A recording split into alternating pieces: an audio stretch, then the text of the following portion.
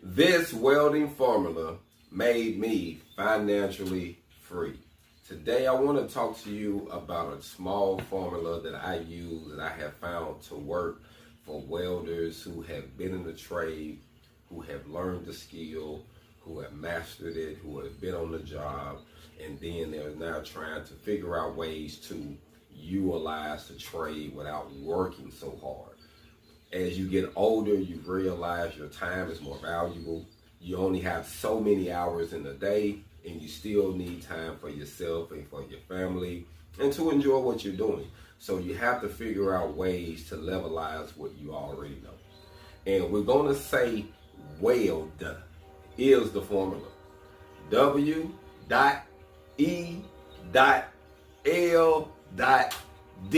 That's the formula, fam. WELD. That's the formula I found. Now let me break this down because I had to look at this from a different standpoint. Me being a coming out of prison, and I dived into the workforce working for someone. I kept my head down, and that's what the W stands for.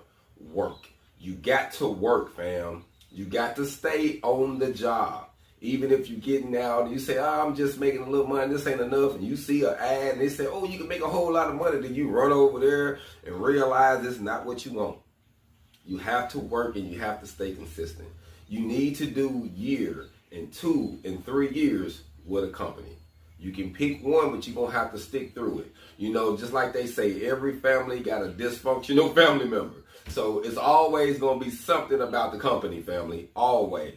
So find you one and stick with it so that way you can get the experience. The experience can no one take from you, family, but you can only get it by putting in the work, putting in the time. I had to have the hood down, fam, and I had to burn. And I just had to work, get a check, save, work. And at that time, I didn't understand the saving part, but we're going to get to that later.